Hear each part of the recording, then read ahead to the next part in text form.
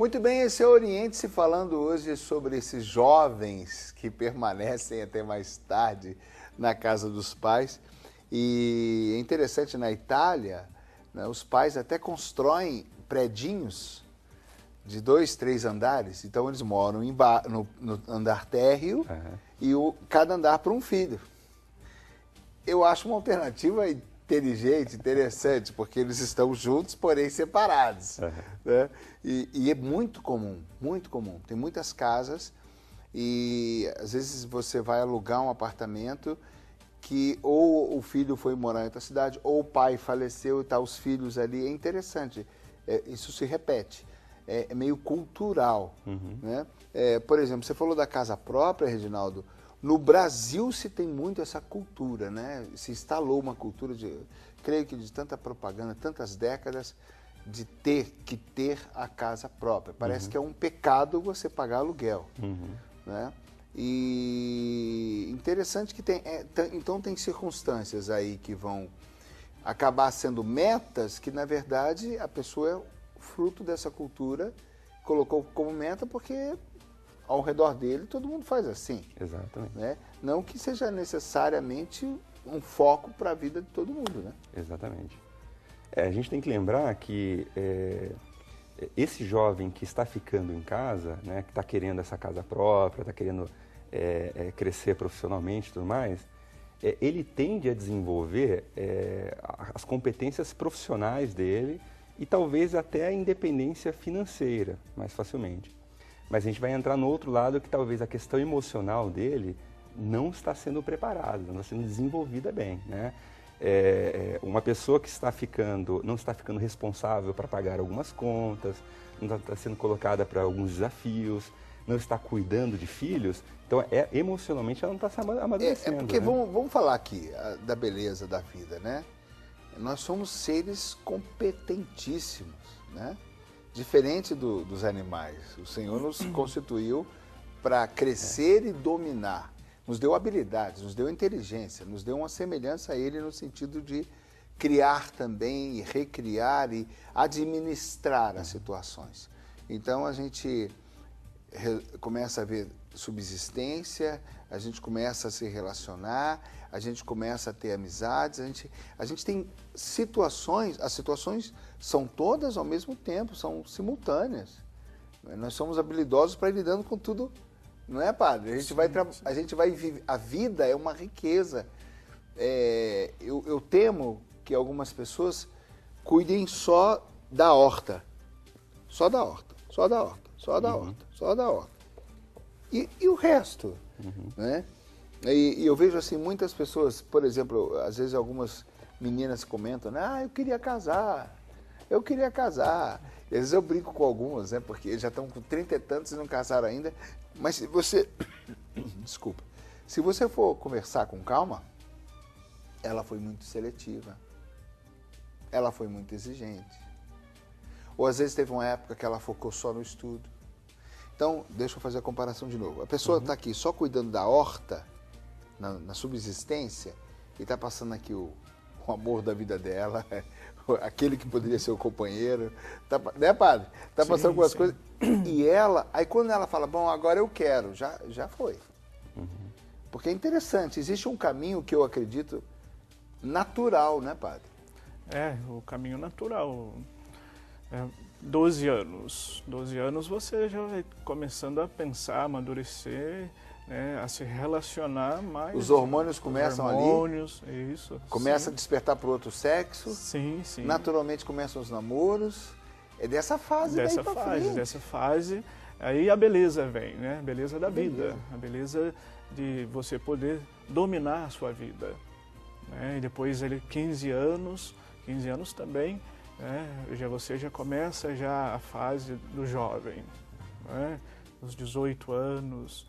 Então você vai perdendo.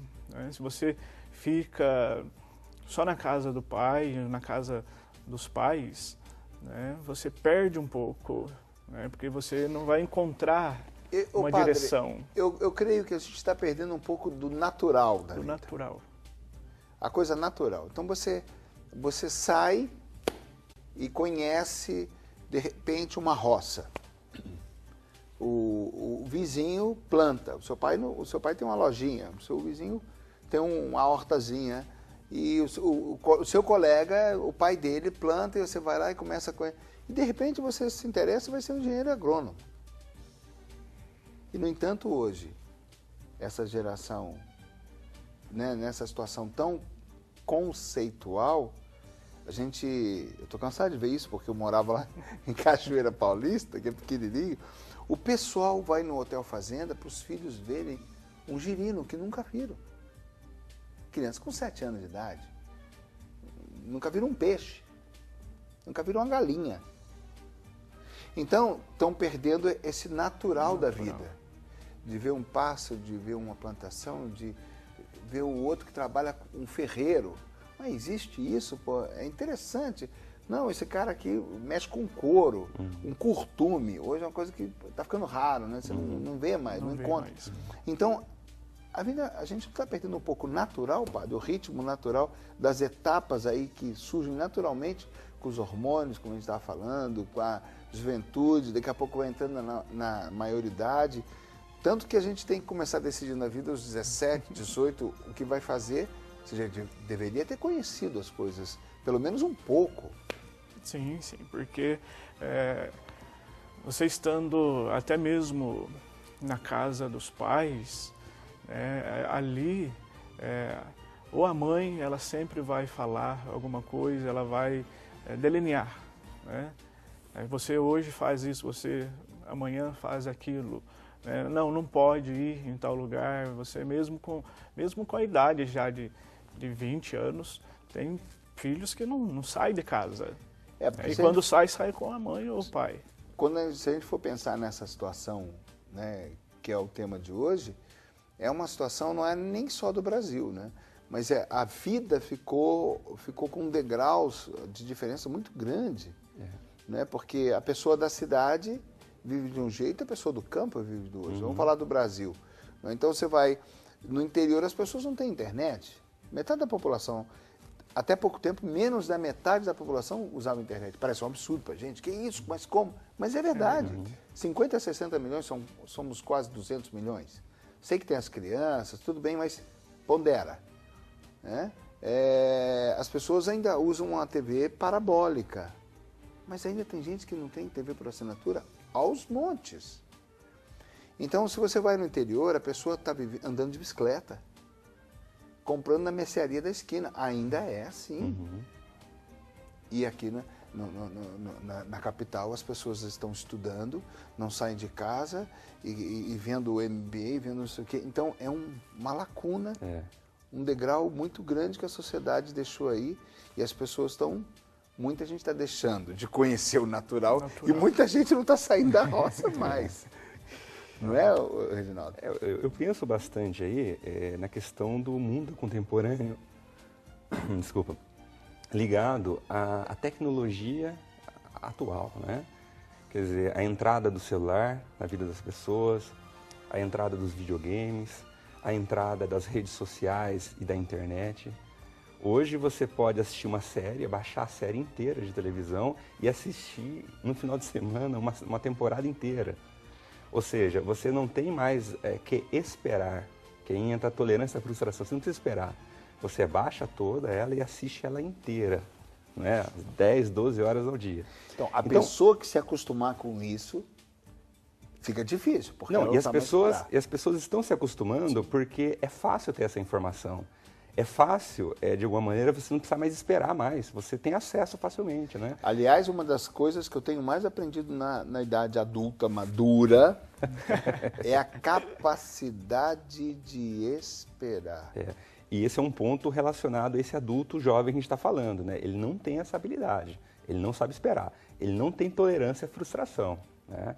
É por isso que emocionalmente ele não está preparado para a vida. Traduz para a gente, tolerância à frustração que você se refere. Ele não sabe lidar com perdas, ele não sabe lidar com fracasso, às vezes ele não sabe lidar com crítica. Por exemplo, esse jovem de 33, 34 anos, ele quer se tornar o diretor da empresa em um curto espaço de tempo. Se ele não se torna, ele fica agressivo, ele fica irritado, né? Então, vira uma espécie de obsessão.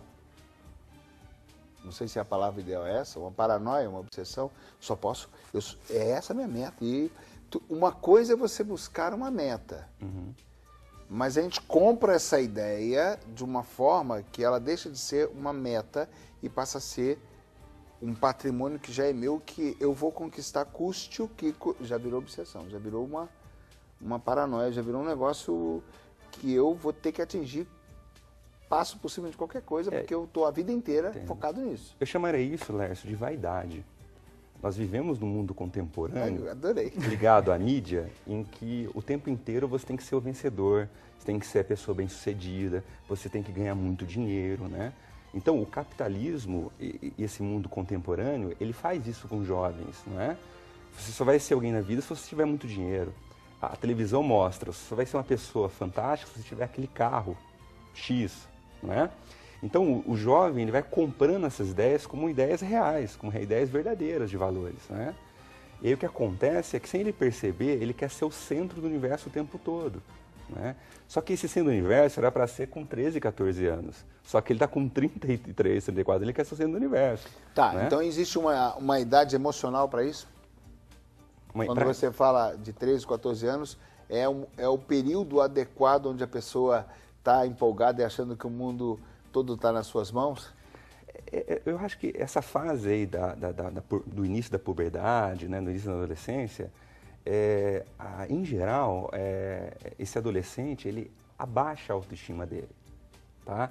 Ele deixou de ser criança, ele vê lá para frente o mundo de adulto, ele não tem habilidade para lidar com o mundo adulto, e aquelas habilidades de criança ele não quer ter mais, porque ele não quer mais aquele mundo. Mas e aquele aspecto do super-herói? E aquele aspecto da aventura? Isso. E aquele aspecto do... Exatamente. Então, Deixa que eu arrebento. Nessa fase aí, Lércio, esse adolescente ele quer se autoafirmar.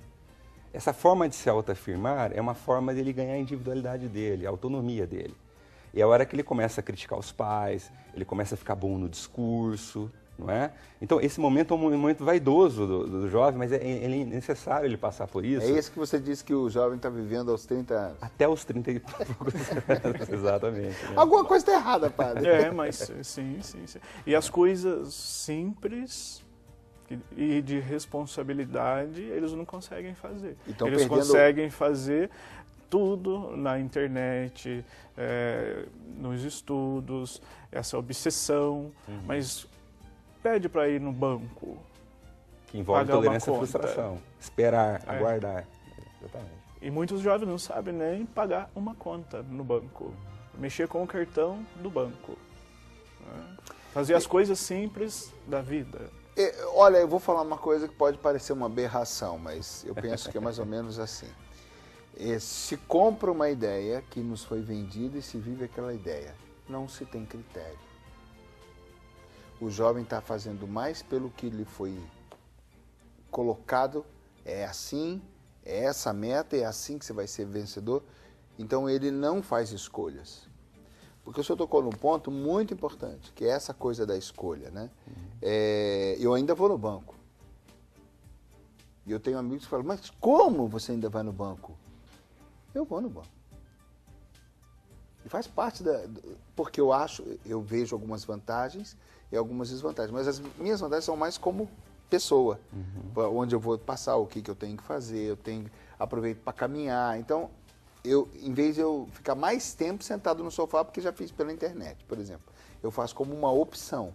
Sim. Essa questão de fazer a opção, acabou, porque... Não, assunto encerrado, faz pela internet. Acabou, é assim que se faz. Entendeu o que eu quero dizer? Olha, eu até derrubei aqui. Acabou, é assim a fórmula. Então o jovem compra essa fórmula e não tem o critério. Então, essas coisas, padre, que o senhor citou, tão simples.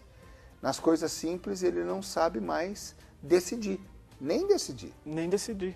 E a maior parte nem passou a conhecer, né? Porque aí a mãe fez tudo, precisou de um remédio, a mãe vai lá na farmácia.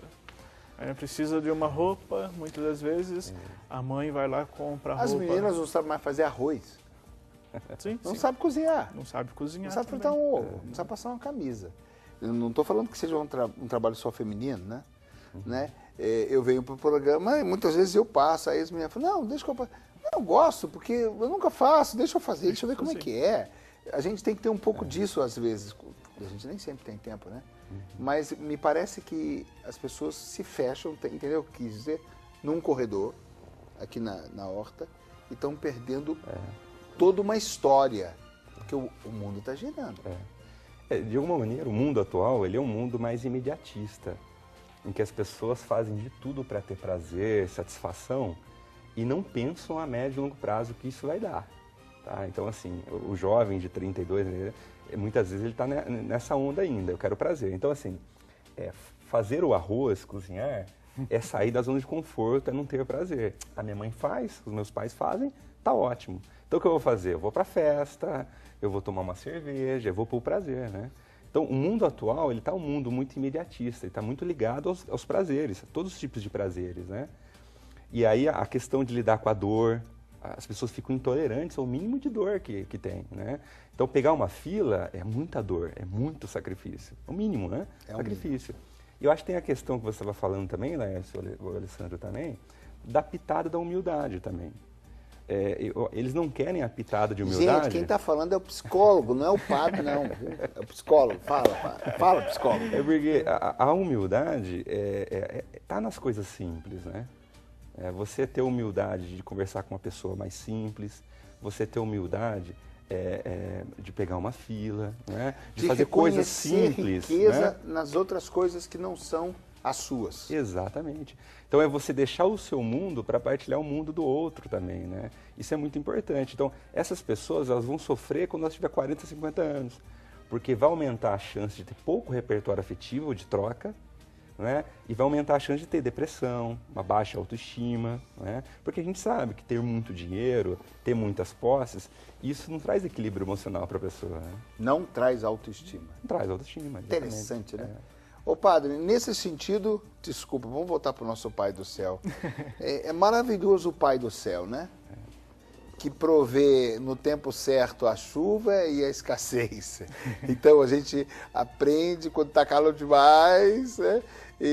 Aprende quando tem água demais, aprende quando tem frio demais, mas tudo isso faz parte de aprendizado, de comportamento, de humildade. Eu não estou no controle, eu tenho que aprender a lidar. Não adianta você reclamar que não vai ser diferente, está determinado, esse momento vai ser assim, enfrenta esse momento.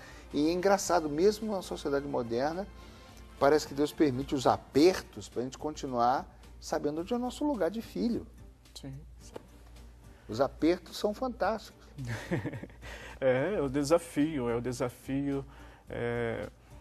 a vivência, né? Você está no mundo, vivendo, e ali você tem condições de dominar, né? Você tem condições de exercer funções, desempenhar funções.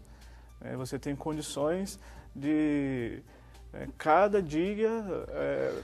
Mesmo com uma mãe que o senhor citou aí, a mãe que determina o que você vai fazer, você aprender a lidar com essa mãe. Com essa mãe, com essa situação. Aprender a lidar até onde obedece, a conversar, mãe, mas isso aqui eu não gosto.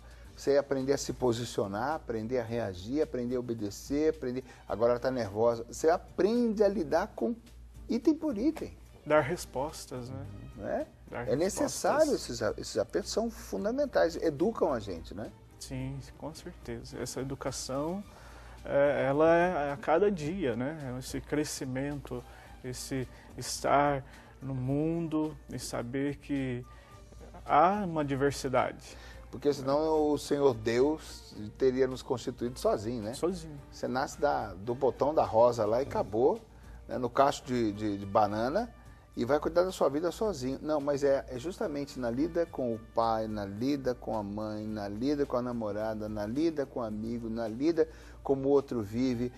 Cada um vive de um jeito mais louco que o outro, porque o meu jeito é o bom, né? O outro é louco. O outro é louco. Então você aprender as diferenças, tudo isso vai me fazendo gente. Sim, vai crescendo, né? A pessoa vai ganhando a sua própria autonomia, né? A sua própria identidade. Né? É necessário. Identidade. É por isso que a Rede Século XXI, por exemplo, e essas TVs católicas também se unem. A gente luta para fazer uma obra em conjunto. Né? Eu estou aqui tentando destrinchar um frango com dois competentes aqui, justamente para a gente não ficar sozinho, para a gente crescer, para a gente se ajudar, né? A Rede Século XXI, para manter momentos assim, a gente poder ir fundo num assunto sem compromisso com ninguém, justamente lutando pela verdade, a gente precisa da união de todos, da contribuição de todos. E é interessante, porque basta a gente ajudar com o pouco que a gente pode. Se todo mundo ajudar com o pouco que pode, momentos como esse a gente vai ter ao nosso redor. Até isso a gente aprende, né? Até isso a gente aprende a ajudar. Tem sim. E ser ajudado. Tem. É difícil ser ajudado, viu, Reginaldo? É bastante difícil. Tem uma história muito bacana que eu ouvi uma vez, que é o seguinte. Diziam que haviam 2 homens e cada homem tinha um pão. E eles se encontraram e trocaram os pães. Então eles chegaram com um pão, né?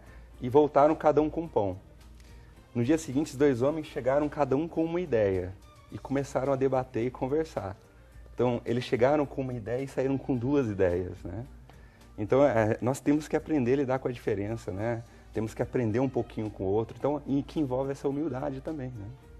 Porque o outro vai me agregar riqueza. Exatamente. A diferença é uma riqueza. E no mundo da vaidade não tem essa coisa de acolher o outro, de ouvir o outro, de aprender com o outro. A minha verdade é a melhor, né? E se você se fecha na sua casa, no seu quarto, na sua vida, nem o outro passa por ali, né? Você vai ficar só no seu mundo, só com sua cabeça. Exatamente. Não é tão fácil assim, né? Lidar só comigo. Eu sou chato de vez em quando. Pois esse é o Oriente. Hoje a gente está falando sobre esses jovens que vão permanecendo mais tempo em casa, que vão permanecendo mais tempo sem definir. Às vezes os pais até gostam porque eles estão ali, mas até onde isso é bom? A gente vai para o nosso intervalo e voltamos já já.